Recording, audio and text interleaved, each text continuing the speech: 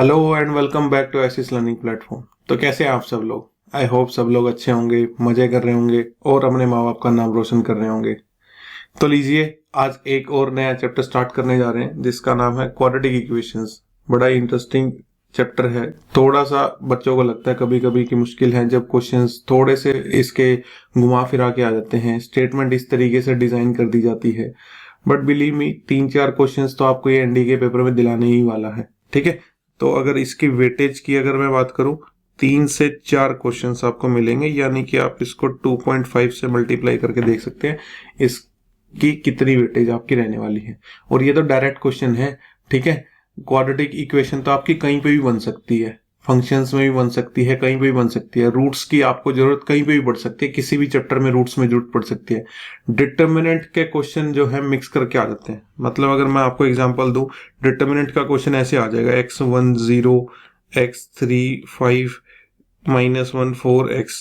ठीक है, या 4 ऐसे, और बोलेगा कि इस की जो रूट्स निकाल के दिखाओ। अब जब इस डिटर्मिनेंट को सोल्व करने जाओगे, ठीक है, इज इक्वल टू 0 ले लेते हैं। अगर इस डिटर्मिनेंट को सोल्व करने जाओगे तो एक क्वाड्रेटिक इक्वेशन बन जाएगी और उसकी रूट्स आएंगी। तो फिर ये सोचोगे तुम कि यार मैं तो मैट्रिक्स डिटरमिनेंट चैप्टर अपना पढ़ के गया था और ये सोच के गया था कि मैट्रिक्स डिटरमिनेंट के चैप्टर कर जाऊंगा, और वो स्टूडेंट अगर क्वाड्रेटिक इक्वेशन को स्किप करके गया कि क्वाड्रेटिक के 2-3 क्वेश्चन आएंगे, क्या ही करना है उसको करके, तो उससे डिटरमिनेंट के क्वेश्चन भी नहीं होने हैं। ठीक है, आपने अगर प्रीवियस ईयर क्वेश्चंस देखे हैं तो आपने इस टाइप के क्वेश्चंस जरूर देखे होंगे। तो ऐसे मिक्स करके, टॉपिक को मिक्स करके जो है एनडीए बड़े ही टाइम से जो है क्वेश्चन पूछ रहा है। ठीक है, ऐसा नहीं है कि क्वाड्रेटिक के चैप्टर में सिर्फ ऐसा क्वेश्चन आएगा जो आप अकेले इस चैप्टर को पढ़ लोगे और आपका हो जाएगा। मैथ जो है, मैथ हो या रीजनिंग हो, ये एक जो है होलिस्टिक अप्रोच से आपको देखने पड़ेंगे। एनडीए के जो क्वेश्चन है वो होलिस्टिक अप्रोच से है, मतलब कि पूरा वो जो आपका एरिया है, 4-5 चैप्टर मिला के अगर आपके उस एरिया के सारे कंसेप्ट क्लियर हैं तभी आप वो जो है क्वेश्चन को अटेम्प्ट कर पाएंगे। ठीक है, खाली ये फॉर्मूला रटने से मैं ये भी नहीं कहूंगा कि आप कल को क्वाड्रेटिक चैप्टर का कोई क्वेश्चन आता है और इस फॉर्मूले के बेसिस पे आप जो है उस क्वेश्चन को कर दोगे। ठीक है, 9th-10th में इतनी बात पढ़ी है हमने, but there are so many lot things apart from this formula. इस फॉर्मूले के अलावा भी बहुत सारी चीजें हैं और वही हम इस चैप्टर में जानने की कोशिश करेंगे। ठीक है, चलिए फिर आगे बढ़ते हैं। तो सबसे पहले ये बात कर लेते हैं कि क्वाड्रेटिक इक्वेशन होती क्या है। ठीक है, देखो भाई, कोई भी ऐसी इक्वेशन, मैं उसकी जनरल फॉर्म लिख देता हूं। जनरल फॉर्म कुछ ऐसी टाइप की दिखाई देती है उसकी, जहां पे ax² plus bx plus c is equal to 0। एक ऐसी एल्जेब्रिक एक्सप्रेशन जिसमें हाईएस्ट डिग्री उसकी कितनी होगी, 2 होगी। अगर इसकी डिग्री की बात करें, डिग्री ऑफ x वो इसमें कितनी है, 2। तो जिस भी इक्वेशन की डिग्री है 2 हो उसको हम बोल सकते हैं क्वाड्रेटिक इक्वेशन। अब ये डिग्री क्या होती है, x की हाईएस्ट पावर।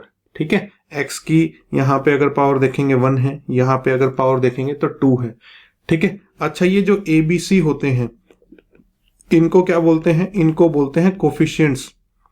ठीक है, इनका नाम क्या होता है, कोफिशिएंट्स। ये जो C होता है इसको कभी कभी कांस्टेंट टर्म भी बोल देते हैं। कौन से टर्म बोल देते हैं, कांस्टेंट टर्म बोल देते हैं।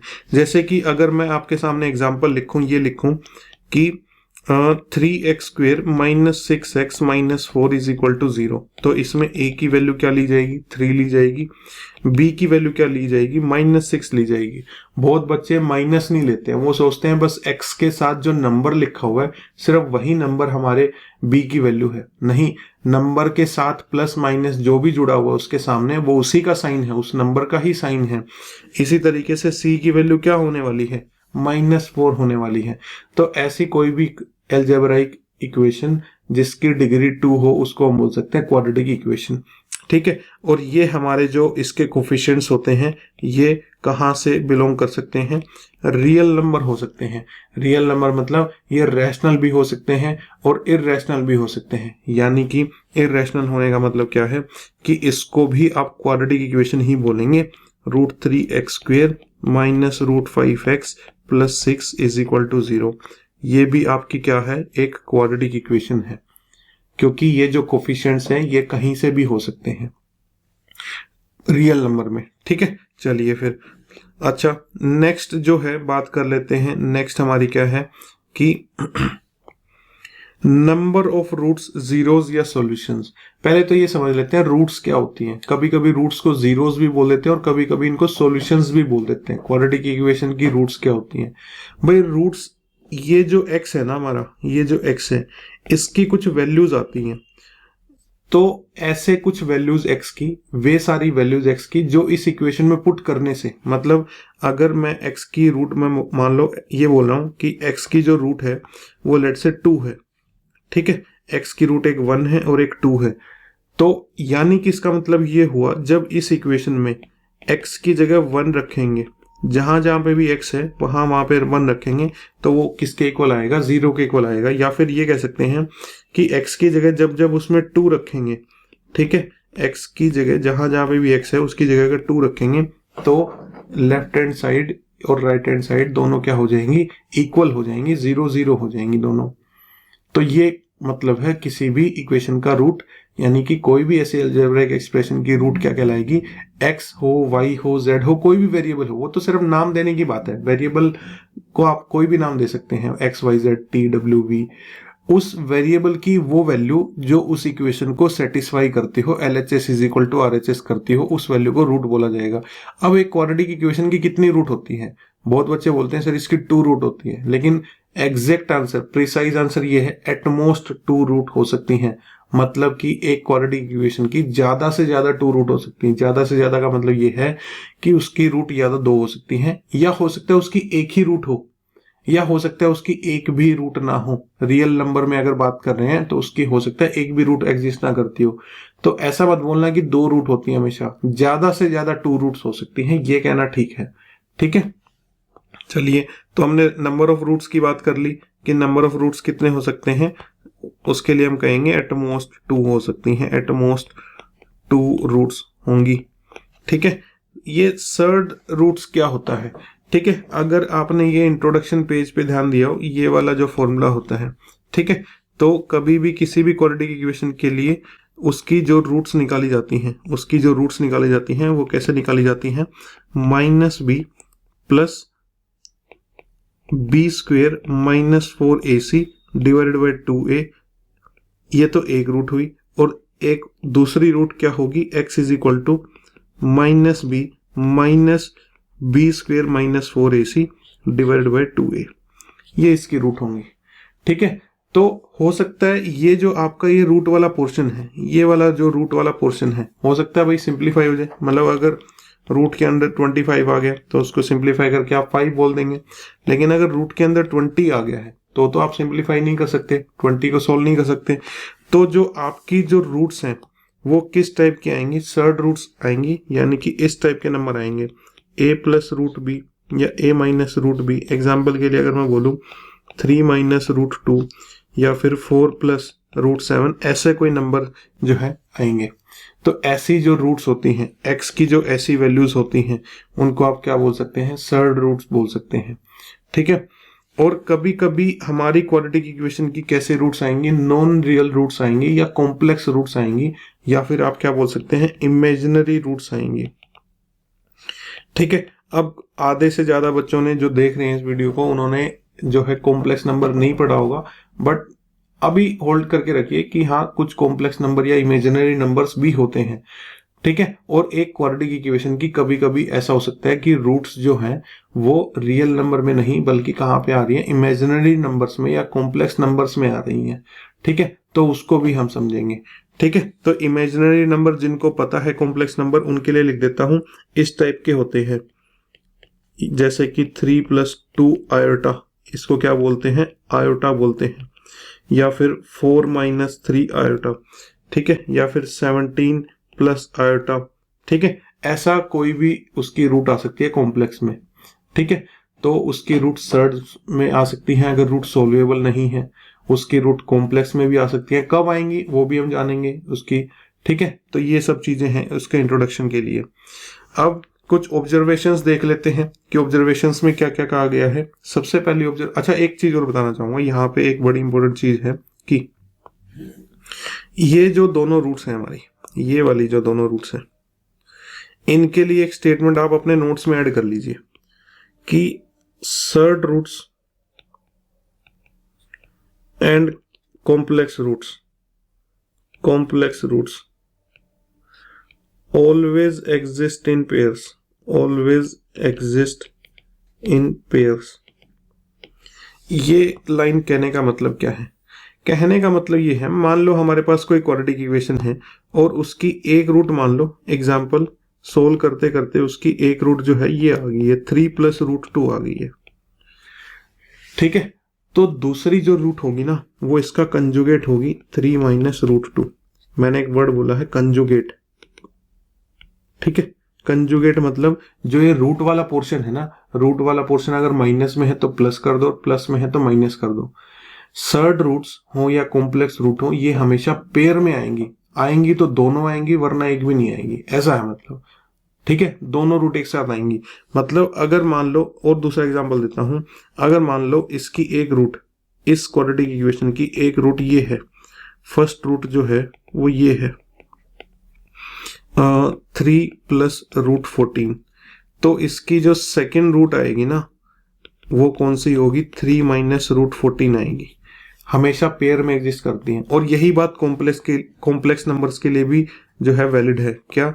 अगर इसकी एक रूट x = 3 + 4 आयटा है तो इसकी जो दूसरी रूट है वो क्या होगी? 3 - 4 आयटा इसका कंजुगेट होगी।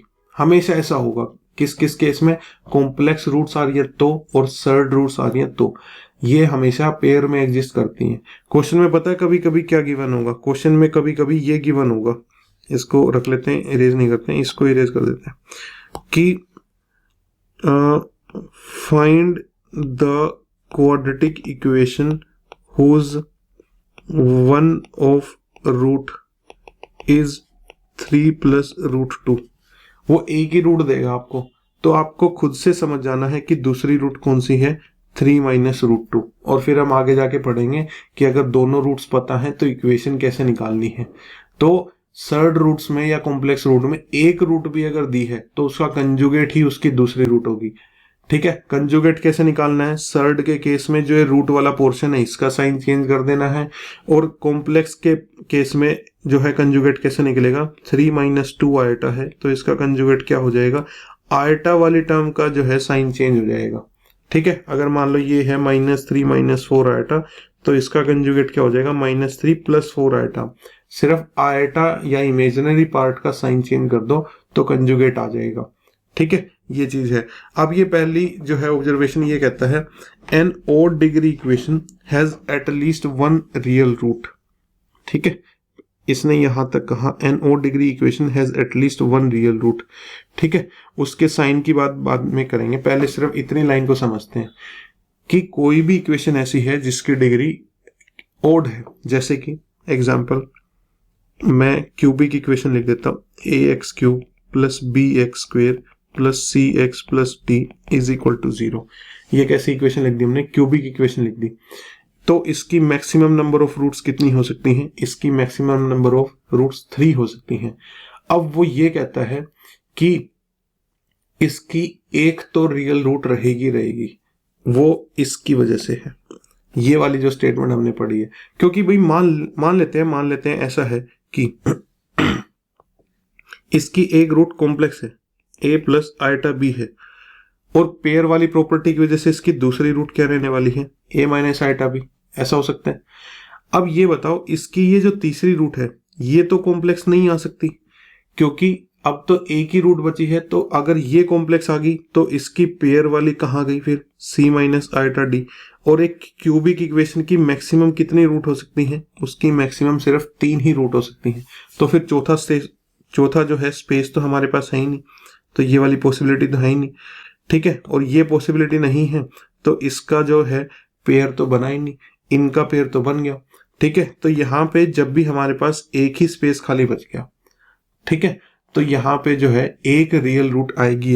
ये जो तीसरी रूट है ये कोई 3, 5 या √2 या 5 - 5 या 14/3 ऐसा कोई रियल नंबर रहेगा, कॉम्प्लेक्स नहीं रहेगी। ये कहने का मतलब है उसका। ठीक है, ये चीज है। दूसरी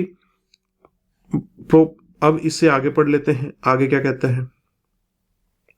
आगे ये कहता है अच्छा उसकी एक रियल रूट होगी और उसका साइन क्या होगा, whose sign is opposite to that of last term provided that the coefficient of the highest term is positive. पहले प्रोवाइडेड के बाद पढ़ लेते हैं। प्रोवाइडेड के बाद ये आप इंश्योर कर लीजिए कि इसका जो साइन है, ये जो साइन है, अगर ये पॉजिटिव है, अगर आप ये इंश्योर करा लेते हैं तो वो जो तीनों में से एक रियल रूट आई थी ना भाई, ये मान लेते हैं कॉम्प्लेक्स है, ठीक है, और ये जो रियल रूट आई है इसका साइन वही होगा जो इस लास्ट टर्म का साइन होगा, ठीक है। यानी कि अगर आपका डी पॉजिटिव है तो ये रूट भी कैसी होगी, पॉजिटिव होगी, और अगर आपका डी नेगेटिव है तो ये रूट भी कैसी होगी, नेगेटिव होगी, ठीक है। हाँ, बशर्ते ये कंडीशन ये है कि ये किस में होना चाहिए, सबसे आगे वाला कोफिशिएंट पॉजिटिव में होना चाहिए। तो मैंने बाय पार्ट थोड़ा थोड़ा करके पूरी स्टेटमेंट समझाने की कोशिश की है। अब आप इसको पूरा एक एंटायर तरीके से पढ़ने की कोशिश कीजिए, ठीक है। चलिए फिर आगे चलते हैं। सेकंड प्रॉपर्टी कहता है every equation of an even degree. अब कैसी डिग्री की बात कर रही है, इवन डिग्री की बात कर रहे हैं, ठीक है। तो अपने माइंड में ऐसा रखिए, कोई ऐसी इक्वेशन की बात कर रहे हैं ax4, ठीक है, plus bx³ plus cx² plus dx plus e is equal to 0।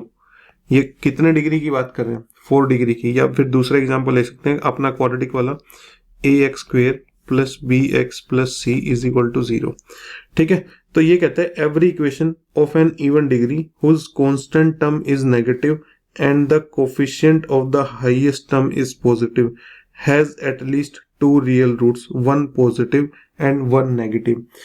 Even degree वाली ऐसी जो मैंने एग्जांपल लिखी है, ऐसी अगर कोई भी इक्वेशन है और वहां पे क्या क्या कंडीशन सेटिस्फाई हो रही है, वहां पे ये कंडीशन सेटिस्फाई हो रही है कि जो उसकी जो कांस्टेंट टर्म है ये दोनों क्या है, नेगेटिव है, ठीक है। ये दोनों क्या है, नेगेटिव है। लिख देते हैं इसको अच्छे से। उसकी जो कांस्टेंट टर्म्स हैं वो दोनों नेगेटिव हैं और साथ में क्या कंडीशन सेटिस्फाई हो रही है, coefficient of highest degree term is positive. ये आपका पॉजिटिव है, ये आपका पॉजिटिव है। अगर ऐसा होता है तो इस इक्वेशन की कम से कम 2 रियल रूट होंगी, इसकी 2 रियल रूट होंगी, ठीक है, और इसकी मैक्सिमम कितनी रूट हो सकती हैं, 4 रूट हो सकती हैं, लेकिन कम से कम 2 रियल रूट होंगी। और आगे उसने क्या कहा है, और आगे ये कहा है वे दोनों रियल रूट एक पॉजिटिव होगी एक नेगेटिव होगी। मतलब इन दोनों में से एक पॉजिटिव होगी एक नेगेटिव होगी, इन दोनों में से एक पॉजिटिव होगी और एक नेगेटिव होगी। अगर कांस्टेंट टर्म नेगेटिव है, हाईएस्ट डिग्री यानी कि इवन डिग्री वाली जो हाईएस्ट डिग्री की जो टर्म है उसका ए वाला जो कोफिशिएंट है ए, वो अगर पॉजिटिव में है तो उस इवन डिग्री वाली इक्वेशन की कम से कम 2 रियल रूट्स रहने वाली हैं और दोनों कैसी होंगी, अपोजिट इन साइन की होंगी। थोड़ा सा अभी आपको लग रहा होगा कि ये कितना ही कॉम्प्लेक्स चीजें हैं, मैंने सिर्फ ये कुछ ऑब्जर्वेशन डाली हैं। जैसे जैसे आप चैप्टर में फ्लो बनेगा आपका, ये सारी चीजें आपको समझ में आ जाएंगी, तब आपको लगेगा कि हाँ वो क्या ही बेसिक बातें स्टार्टिंग में बताई गई थी, ठीक है। तो अभी आप इनको सिर्फ थोड़ा सा एनालाइज करने की कोशिश कीजिए, समझने की कोशिश कीजिए। थर्ड हमारी जो है वो कहती है, third statement, if all the terms of an equation are positive and the equation involves no odd power of x then all its roots are complex. इसमें क्या कहना चाहता है ये, मैं एग्जांपल लिख देता हूं। यानी कि x की power 4 plus x2 plus 1 is equal to 0। यानी कि एक ऐसी इक्वेशन है, ठीक है, या फिर एक एग्जांपल ले देता हूं, जैसे 2x power 4 plus 4 plus 3 plus 3x² और प्लस 17 इज इक्वल टू 0। मैंने इक्वेशन लिख दी।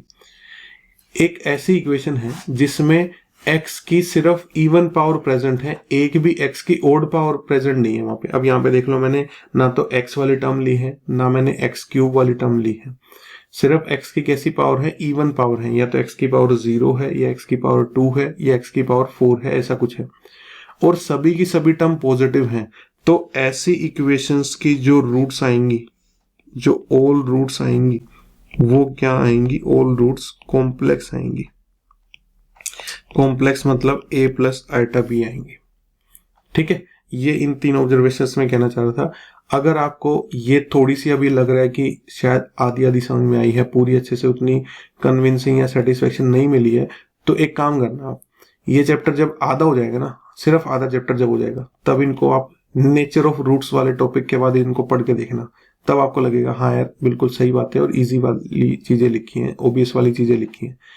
ठीक है, तो इस बात को ध्यान देना। अगर नेचर ऑफ रूट जब आप पूरा कर लेंगे मेरे साथ, तो उसके बाद इस स्लाइड को रिपीट करके देखना, तब आपको ये सारी बातें बहुत जो है इजी लगेंगी। ठीक है, चलिए फिर आगे बढ़ते हैं। तो बात कर लेते हैं sum and product of roots for quadratic equation. 9th class से ये जो है टॉपिक पढ़ते आ रहे हैं हम। ठीक है, तो हमारी क्वाड्रेटिक इक्वेशन कैसी है? हमारी क्वाड्रेटिक इक्वेशन है ऐसी, ax² plus bx plus c is equal to 0। और हमने बात की कि इसकी मैक्सिमम कितनी रूट हो सकती हैं? इसकी मैक्सिमम 2 रूट हो सकती हैं। और अब से पूरे चैप्टर में क्वाड्रेटिक इक्वेशन की जो ये मैक्सिमम 2 रूट्स हो सकती हैं, इनका जो नाम रखेंगे हम, वो क्या क्या नाम रखेंगे? एक का अल्फा और एक का बीटा। आप इनका कोई और भी नाम रख सकते हो, सोनू मोनू रख सकते हो, ठीक है, बट मेरे को अल्फा बीटा ठीक लगा। तो इसकी 2 रूट्स हैं और वो क्या है? अल्फा और बीटा। अच्छा, मैंने सबसे स्टार्टिंग में बताया कि रूट का मतलब क्या है। रूट का मतलब क्या है? रूट का मतलब ये है कि अगर इस इक्वेशन में अगर मैं x की जगह क्या रखूंगा? अल्फा रखूंगा, तो ये इक्वेशन ट्रू साबित होगी, यानी कि a into alpha square plus b into alpha और प्लस c किसके इक्वल आएगा? 0 के इक्वल आएगा। ठीक उसी तरह अगर मैं इस इक्वेशन में x की जगह क्या रखूं? बीटा रखूंगा, तो a इंटू बीटा का स्क्वेयर प्लस b इंटू में बीटा और प्लस में c इज इक्वल टू 0। ठीक है, तो रूट का मतलब यही है। तो यानी कि अगर मैंने इस इक्वेशन की रूट क्या मान ली है? अल्फा और बीटा मान ली है, तो x की जगह मैं अल्फा रख सकता हूं, x की जगह मैं बीटा रख सकता हूं। ठीक है, बात ये करनी है हमें कि इन दोनों रूट्स का सम क्या होगा। ठीक है, अल्फा प्लस बीटा की वैल्यू क्या होगी? ठीक है, और अल्फा इंटू बीटा की वैल्यू क्या होगी? अल्फा प्लस बीटा का मतलब क्या हुआ? सम ऑफ बोथ रूट्स, वो क्या होगा? और अल्फा इंटू बीटा का मतलब product of both roots, product of both roots, वो क्या होगा? ठीक है, अब जिन बच्चों ने 9th 10th की बातें भूल गए, वो लगेगा सर हम ये कम कर लेते हैं, दोनों की रूट्स निकाल लेते हैं और ऐड कर लेते हैं, दोनों की रूट्स निकाल लेते हैं और मल्टीप्लाई कर लेते हैं। नहीं, इक्वेशन को देख के बिना रूट निकालने ही उसका सम निकाला जा सकता है। सिर्फ इक्वेशन को देखकर उसकी रूट निकाले बिना ही उसकी दोनों रूट्स का सम बता देंगे और प्रोडक्ट बता देंगे। कैसे बता देंगे? जो दोनों रूट्स का जो सम होता है वो होता है माइनस बी अपॉन ए, और जो दोनों रूट्स का प्रोडक्ट होता है वो होता है c अपॉन ए। ठीक है, तो एग्जाम्पल के तौर पे अगर मैं आपको बोलूं कि ये है हमारे पास 3x² minus 4x plus 1 is equal to 0, तो यहाँ पे इसकी 2 रूट होने वाली हैं। कौन कौन सी? अल्फा और बीटा। तो अल्फा प्लस बीटा क्या आने वाला है? मेरे को ये इक्वेशन सोल्व करने की जरूरत नहीं है, इसकी रूट्स निकालने की जरूरत नहीं है। ठीक है, सीधा इसकी जो रूट्स हो जाएंगी माइनस, अच्छा b की वैल्यू कितनी है? -4 है, और a की वैल्यू कितनी है? 3 है। तो दोनों रूट्स का जो सम आने वाला है वो कितना आने वाला है? 4/3 आने वाला है। और दोनों रूट्स का जो प्रोडक्ट आने वाला है अल्फा इंटू बीटा, वो कितने आने वाला है? c की वैल्यू यानी कि 1 और a की वैल्यू यानी कि 3, 1/3। ठीक है, और एग्जांपल ले लेते हैं, जैसे कि हमने ये लिख लिया कि x² plus x plus 1 is equal to 0। तो यहाँ पे इसकी 2 रूट्स होने वाली हैं, अल्फा और बीटा। तो अल्फा प्लस बीटा कितना आने वाला है?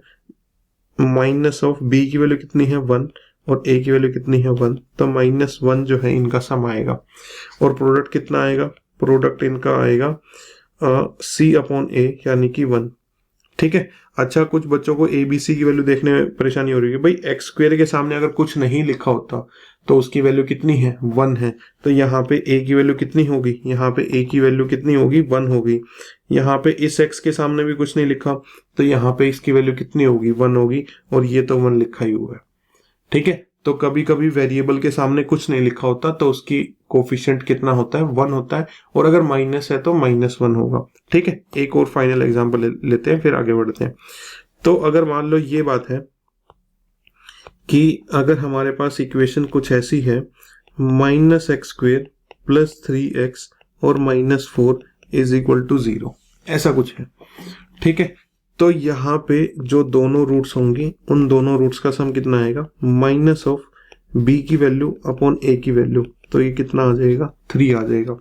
और दोनों रूट्स का जो प्रोडक्ट है वो कितना आने वाला है, c की वैल्यू अपॉन a की वैल्यू, यानी कि 4। तो यहाँ पे दोनों रूट्स का प्रोडक्ट 4 आने वाला है और दोनों रूट्स का सम कितना आने वाला है, 3 आने वाला है। तो आपको ये फॉर्मूले याद रखने पड़ेंगे इस तरीके से कि दोनों का सम अल्फा प्लस बीटा, दोनों का प्रोडक्ट अल्फा इंटू बीटा, याद रहेगा आपको। ठीक है, अच्छा क्यूबिक इक्वेशन का भी देख लेते हैं एक बार। ठीक है, कभी कभी रेयरली ही पूछेगा, चैप्टर का नाम भी मेरा क्वाड्रेटिक इक्वेशन है बट सिमिलर सा है तो इसलिए मैं इसका डिस्कशन कर रहा हूं यहाँ पे। क्यूबिक इक्वेशन दिखेगी कैसे, क्यूबिक इक्वेशन कुछ ऐसे दिखेगी, उसकी डिग्री 3 होगी तो उसमें x³ वाली टर्म होगी और छोटी टर्म्स होंगी bx² + cx + d = 0। ठीक है, तो इस क्यूबिक इक्वेशन की मैक्सिमम कितनी रूट हो सकती हैं, इसकी मैक्सिमम जो है 3 रूट हो सकती हैं। उन तीनों रूट को हम क्या नाम दे देते हैं, अल्फा, बीटा और गामा। ठीक है, अल्फा, बीटा और गामा। तो यहाँ पे 3 चीजें पूछता है। पहली चीज तो ये alpha plus beta plus gamma, जिसका नाम हम क्या बोल सकते हैं, सम ऑफ ऑल 3 रूट्स। और ये किसके इक्वल होगा, ये आपका -b/a के इक्वल होगा। ठीक है, दूसरी चीज जो पूछता है वो ये पूछ सकता है alpha into beta plus beta into gamma plus gamma into alpha, यानी कि sum of product of roots taken 2 at a time. कहने का मतलब ये है, तीनों रूट के दो को मल्टीप्लाई कर लिया, पहली और दूसरी को मल्टीप्लाई कर लिया, दूसरी तीसरी को मल्टीप्लाई कर लिया, पहली तीसरी को मल्टीप्लाई कर लिया, दो को लेके मल्टीप्लाई कर लिया, और तीनों जो प्रोडक्ट आए, तीनों पेयर्स के जो प्रोडक्ट आए उनका सम। तो ये जो वैल्यू होने वाली है ये अगेन आपकी क्या होने वाली है, c/a होने वाली है। देखिए आप फॉर्मूले देखिए, यहाँ पे भी -b/a और दूसरा फॉर्मूला c/a है, यहाँ पे भी पहला फॉर्मूला -b/a, दूसरा फॉर्मूला c/a है। ठीक है, और लास्ट थर्ड एक नई चीज जो एक तीसरी चीज ऐड हो जाती है इसमें, वो क्या है, तीनों रूट्स का product alpha into beta into gamma. और ये क्या होने वाला है, ये होने वाला है -d/a। कुछ इंटेलिजेंट बच्चों के लिए बता देता हूँ, यहाँ पे कुछ पैटर्न बन रहा है। देखो ये माइनस है, ठीक है, ये क्या है आपका माइनस है, ये क्या है प्लस है, ये क्या है माइनस है। दूसरा पैटर्न क्या है, सबसे पहली चीज कैसे कैलकुलेट करी, -b/a, दूसरी चीज कैसे कैलकुलेट करी, +c/a, और तीसरी चीज कैसे कैलकुलेट करी, -d/a। ठीक है, तो अब बच्चे इशारा समझ गए होंगे कि अगर हायर ऑर्डर की कल को 4th ऑर्डर की आती है तो उसमें क्या क्या पूछ सकता है, उसमें सबका अलग अलग सम, सबका 2-2 का प्रोडक्ट लेके, सबका 3-3 का प्रोडक्ट लेके और सबका 4-4 का प्रोडक्ट लेके पूछा जा सकता है। और उसमें क्या चलेगा, -b/a, फिर +c/a, फिर -d/a, और फिर आगे और है तो फिर से +e/a, ऐसा कुछ करके। ठीक है, तो वहां तक मैं नहीं जाना चाहता हूँ, ये भी एक्सट्रीम केस ही है, बट आप मेरी बात समझ गए होंगे। चलिए एक एनडीए का ये हमारा एक क्वेश्चन है, ये हम देख लेते हैं। इसमें क्या पूछा हुआ है, इसमें कहता है if sin theta and cos theta are the roots of equation this quadratic equation, then which one of the following is correct. अब कुछ बच्चे तो जैसे ही sin थीटा cos थीटा पढ़ा ना, क्वेश्चन को ही छोड़ देंगे कि नहीं हम तो ट्रिग्नोमेट्री पढ़ के नहीं आए। भाई उसमें ट्रिग्नोमेट्री का इतना यूज है भी नहीं। ठीक है, देखते हैं क्या है। हमारी क्वाड्रेटिक इक्वेशन ये है, ax² - bx + c = 0, और इसकी 2 रूट्स दी गई हैं। अब वैसे तो हम अल्फा बीटा बोलते थे, बट यहाँ पे उसने दोनों रूट्स बोली हैं। एक रूट उसकी sin थीटा है और एक रूट उसकी cos थीटा है। ठीक है बात। चलो अब मेरे को ज्यादा कुछ नहीं पता, लेकिन इतना तो बता सकते हो कि दोनों रूट्स का सम क्या आने वाला है। ठीक है, दोनों रूट्स का सम क्या आने वाला है। अल्फा प्लस बीटा की वैल्यू क्या होती थी, अल्फा प्लस बीटा की वैल्यू होती थी -b/a। ठीक है, यहाँ पे मैं तीनों वैल्यू लिख लेता हूं पहले ताकि कंफ्यूजन ना हो। a हमारा स्मॉल a हो जाएगा, b हमारा -b हो जाएगा और c हमारा स्मॉल c हो जाएगा। ठीक है, तो -b/a का मतलब हुआ दोनों रूट्स का सम क्या आ जाएगा, -b और अपॉन में a, यानी कि b/a आ गया। ठीक है, एक तो ये आ गया दोनों रूट्स का सम। दूसरा क्या कह सकते हैं अभी, दूसरा कह सकते हैं प्रोडक्ट ऑफ रूट्स। क्या था product of roots, alpha into beta की वैल्यू क्या थी, c/a थी। तो साइन थीटा पहली रूट अल्फा इंटू बीटा यानी कि दूसरी रूट कोस थीटा, इन दोनों का प्रोडक्ट जो होगा वो c/a होगा, स्मॉल c अपॉन में स्मॉल a, और ये दूसरी चीज आ गई। इतना तो बता ही सकते हो ना, किसी भी क्वाड्रेटिक इक्वेशन को देख के दोनों रूट्स साइन थीटा और कोस थीटा उसकी दोनों रूट हैं, तो दोनों का सम -b/a। ठीक है, वो इसके हिसाब से देख लेंगे फॉर्मूला लगा के, और दोनों का प्रोडक्ट यानी कि sine theta into cos theta is equal to c/a। चलो हो गया हमारा इतना काम। अब आगे क्या करना है, देखिए इसको देखिए एक बार, अगर मैं इसका स्क्वायर करूं, दोनों साइड स्क्वायर करूं, एक साइड क्या है sine theta plus cos theta, इसका भी स्क्वायर कर दिया, और दूसरी साइड b²/a² कर दिया, इसका स्क्वायर कर दिया, और दूसरी साइड इसका स्क्वायर कर दिया। ठीक है, अच्छा कुछ बच्चे हैं ना, x प्लस वाई का जब स्क्वायर करना होता है तो ऐसे नहीं करते, बल्कि ऐसे करते हैं कि x का स्क्वायर और y का स्क्वायर, नहीं होल का स्क्वायर होता है। जब भी इक्वेशन में दोनों साइड स्क्वायर करना हो तो किसका स्क्वायर करोगे, पूरे के पूरे होल का स्क्वायर करोगे। तो ऐसे sine theta plus cos theta का होल स्क्वायर होगा, और a प्लस बी का होल स्क्वायर का फॉर्मूला तो याद होगा, या वो भी भूल गए, तो a प्लस बी का होल स्क्वायर फॉर्मूला लगाएंगे तो ये बनेगा sine square theta plus cos square theta plus 2 times of sine theta cos theta और इज इक्वल टू b²/a²। ये तो ट्रिग्नोमेट्री में से अगर और कुछ नहीं याद नहीं है, ये तो जरूर याद होगा। Sine square theta plus cos square theta की वैल्यू कितनी होती है 1 plus 2 times of sine theta cos theta और इज इक्वल टू b²/a²। चलिए ये बताओ, ये हमने क्यों निकाला है, ताकि हम इसको यहाँ पे पुट कर सकें साइन थीटा कोस थीटा की जगह। ठीक है, तो इसको अगर हम पुट करते हैं तो हमें मिलता है 1 plus 2 times of sine theta cos theta की जगह c/a और इज इक्वल टू b²/a²। ये हो गया हमारा एलसीएम लेके a plus 2c is equal to b²/a²। ठीक है, इस a को इस एक a से कट कर देते हैं। ठीक है, तो यहाँ पे हमें फाइनली क्या मिलता है, हमें फाइनली मिलता है a प्लस 2c अपॉन में 1 इज इक्वल टू b²/a। ये हमारे पास आ गया। तो क्रॉस मल्टीप्लाई करते हैं, a into a plus 2c is equal to b², तो a² plus 2c is equal to b² को इधर ले आते हैं, a² minus b² plus 2ac आएगा, ये 2ac इज इक्वल टू 0। अब देख लो ऑप्शन से मैच करा के, तो अब हमारा ये ऑप्शन मैच हो जाता है। ठीक है, तो ट्रिग्नोमेट्री देख के ये नहीं है कि उस क्वेश्चन को मतलब सिरे से ही खारिज कर दोगे कि बस उसकी स्टेटमेंट भी पूरी नहीं पढ़ेंगे, साइन थीटा कोस थीटा देखा और भाग लिए, निकल लिया वहां से। ठीक है, तो क्या करना था हमें, इसमें सम ऑफ रूट्स, दोनों सम ऑफ रूट्स का हमें कंसेप्ट लगाना था, ये वाला यहाँ से। ठीक है, और दोनों का प्रोडक्ट ऑफ रूट्स निकालना था। फिर एक काम क्या किया हमने इसका स्क्वायर कर दिया, यहाँ पे ये इस तरीके से दोनों साइड स्क्वायर कर दिया और सिंप्लीफाई किया है बस। उसके बाद तो इस तरीके से क्वेश्चन आएंगे आपके, ये एनडीए का प्रीवियस ईयर क्वेश्चन है। ठीक है, चलिए एक एग्जांपल ये ले लेते हैं।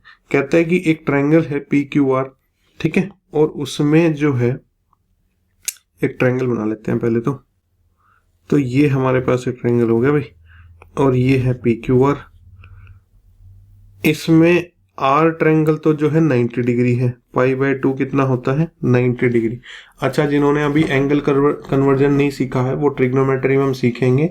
ठीक है, अभी के लिए याद रख लेते हैं, पाई की जो वैल्यू होती है वो 180 डिग्री होती है। ठीक है, एंगल में मैं अच्छे से लिख देता हूँ, क्या है, pi radian is equal to 180 degree. ठीक है भाई, जैसे आप किलोमीटर को मीटर में कन्वर्ट करते हैं, ठीक है, किलोग्राम को ग्राम्स में, मिलीग्राम्स में कन्वर्ट करते हैं, तो वैसे ही जो एंगल की मेजरमेंट है वो सिर्फ डिग्री में नहीं, रेडियन में या दूसरी और भी क्वांटिटीज होती हैं उनमें भी मेजर किया जा सकता है। हमारे लिए सिर्फ दो ही इंपॉर्टेंट है, डिग्री और रेडियन।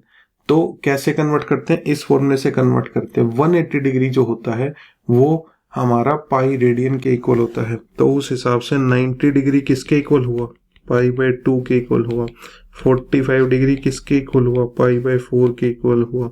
60 डिग्री किसके इक्वल हुआ, पाई बाय 3 के इक्वल हुआ। ठीक है, तो ये कुछ मेजर स्टैंडर्ड एंगल्स हैं, इनको आप रेडियन में भी याद रखिएगा। चलिए, तो हमें ये 90 डिग्री दिया गया है। ठीक है, और साथ में ये बोला गया है कि जो टेंजेंट p बाय 2 है और टेंजेंट ऑफ q बाय 2 है वो हमारी रूट्स हैं इस क्वाड्रेटिक इक्वेशन की। तो लिख लेते हैं इस बात को। ये कहता है हमारी ये equation ax square plus bx plus c is equal to 0, इसकी दो रूट्स हैं। एक रूट है टेंजेंट p बाय 2 और एक रूट है टेंजेंट q बाय 2। ठीक है, तो ये दोनों रूट्स हैं। तो इन चारों ऑप्शंस में से क्या करेक्ट है? अरे भाई, हमें ज़्यादा कुछ नहीं पता, हमें इतना पता है कि दोनों रूट्स का सम बता सकते हैं, p by 2 plus tangent q by 2। दोनों रूट्स का सम कितना होने वाला है, माइनस बी अपॉन ए होने वाला है। और दोनों रूट्स का सम कितना होने वाला है, p by 2 into tangent q by 2। दोनों रूट्स का जो सम है वो c बाय ए होने वाला है। इतना तो बता ही सकते हो ना, इतना तो क्वाड्रेटिक इक्वेशन में सीखा ही है ना। चलिए ठीक है, तो इतनी कोई देख लेते हैं बात।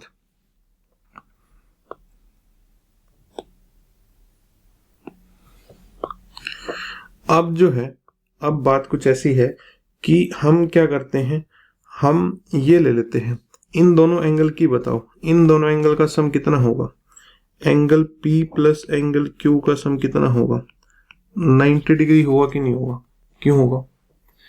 क्योंकि एक ट्रायंगल के तीनों एंगल्स का सम कितना होता है, 180 डिग्री होता है। तो अगर ये 90 डिग्री है तो इन दोनों की जो वैल्यू बचती है P प्लस Q वो कितनी होगी, 90 डिग्री। अगर ये दोनों 90 डिग्री हैं तो दोनों को अगर मैं 2 से डिवाइड कर दूं तो angle P by 2 plus angle Q by 2 कितना होगा, 45 डिग्री होगा कि नहीं होगा? होगा। चलिए ठीक है, स्टेप बाय स्टेप आगे बढ़ेंगे। बाकी जब तुम्हारे अच्छे से कंसेप्ट हो जाएंगे तब तुम आप 1 सेकंड में फाइनल स्टेप तक जाना है तो जा सकते हो। मेरा काम है समझाने का आपको। ठीक है, अब मैं अगर दोनों साइड टेंजेंट ले लूं, tangent of P by 2 plus Q by 2 और टेंजेंट ऑफ 45, दोनों साइड मैंने किससे ऑपरेट करा दिया, टेंजेंट से ऑपरेट करा दिया। तो tangent of P by 2 plus Q by 2 और टेंजेंट 45। अच्छा, टेंजेंट 45 की वैल्यू कितनी होती है, 1 होती है। थोड़ी बहुत तो याद होगी ट्रिग्नोमेट्री। ठीक है, तो टेंजेंट 45 की वैल्यू हमने 1 रख दी। और एक फॉर्मूला अभी नोट कर लेंगे, कुछ बच्चे जिनके लिए ट्रिग्नोमेट्री नहीं है वो ये वाला फॉर्मूला नोट कर लेंगे और ट्रिग्नोमेट्री चैप्टर तक का वेट करना, भाई सारी चीजें समझ में आएंगी। टेंजेंट x प्लस वाई जो होता है वो होता है tangent x plus tangent y divided by 1 minus tangent x into tangent y। ये फॉर्मूला अभी के लिए एज इट इज याद कर लो, इसको समझने का और बाकी इसको डिटेल में एनालाइज करने का काम बाद में करेंगे ट्रिग्नोमेट्री के टाइम पे। ठीक है, अभी के लिए सिर्फ इसको एज इट इज याद कर लो भाई। ठीक है, अगर ये फॉर्मूला यहाँ पे अप्लाई करें हम तो यहाँ पे बात क्या निकल के आती है, यहाँ पे कुछ ऐसी बात निकल के आएगी कि tangent of P by 2 plus tangent of Q by 2 divided by 1 minus tangent of P by 2 into tangent of Q by 2 is equal to कितना था, इज इक्वल टू हमारा कितना था, 1 था। ठीक है, अच्छा अब आप एक बात देखो कि हमने tangent P by 2 plus tangent Q by 2 की भी वैल्यू निकाली हुई है और tangent P by 2 into tangent Q by 2 की भी वैल्यू निकाली है। बस उनकी वैल्यू पुट करने की बारी आ गई है। तो ऊपर जो है उसकी वैल्यू हो जाएगी -b/a डिवाइडेड बाय 1 माइनस नीचे वाली जो ये प्रोडक्ट है इसकी वैल्यू हो जाएगी c/a और इज इक्वल टू किसके इक्वल आ जाएगा, ये 1 के इक्वल आ जाएगा। ठीक है, तो इसको जो है हम यहां पे लिख लेते हैं फिर फाइनली। तो ये हो जाएगा हमारा -b/a और इस पूरे के पूरे को कहां से क्रॉस मल्टीप्लाई कर देता हूं 1 के साथ, is equal to 1 minus c/a। ठीक है, और ये हमारा हो जाएगा c/a minus b/a is equal to 1 और एलसीएम a आ जाएगा c minus b is equal to a। और यहां से फाइनली बात बनती है c minus b is equal to, यहाँ पे 1 था ना तो a आ जाएगा। और यहां से हम ये कह सकते हैं कि कितना c is equal to a plus b, ये हम कह सकते हैं c is equal to a plus b, हमारा ये सॉल्यूशन हो गया। ठीक है, तो देखो ऐसे सम ऑफ रूट और प्रोडक्ट ऑफ रूट के ऐसे क्वेश्चन आएंगे आपके। ठीक है, मैंने डायरेक्टली ही थोड़ा सा आपको स्टार्टिंग में एग्जांपल में बताया कि कैसे सम ऑफ रूट्स और प्रोडक्ट ऑफ रूट्स निकाल सकते हैं, 2-3 एग्जांपल लिए थे हमने। ठीक है, और फिर क्वेश्चन जिस लेवल के आते हैं एनडीए में मैंने आपको वो भी दिखा दिए हैं 2 क्वेश्चन सोल्व करके। तो ट्रिग्नोमेट्री को ऐसे देख के नहीं भागना है, धीरे धीरे थोड़ी थोड़ी ट्रिग्नोमेट्री भी हम सीख जाएंगे। जब ट्रिग्नोमेट्री का चैप्टर आएगा तो पूरी ही सीख जाएंगे, बट जितनी अभी बीच में आती है मैं उतनी आपको साथ के साथ बताता रहूंगा। ठीक है, तो सम ऑफ रूट्स -b/a और प्रोडक्ट ऑफ रूट्स c/a। ठीक है, तो इससे आगे का हम नेक्स्ट क्लास में सीखेंगे। अभी इस फर्स्ट क्लास में यहीं तक, इसको आप देखिए, समझिए, क्वाड्रेटिक इक्वेशन के साथ अपना फ्लो बनाइए और फिर हम एक एक क्लास करके इसमें डीप में जो है जाते जाएंगे। ठीक है, till then take care and keep learning and keep smiling. Thank you.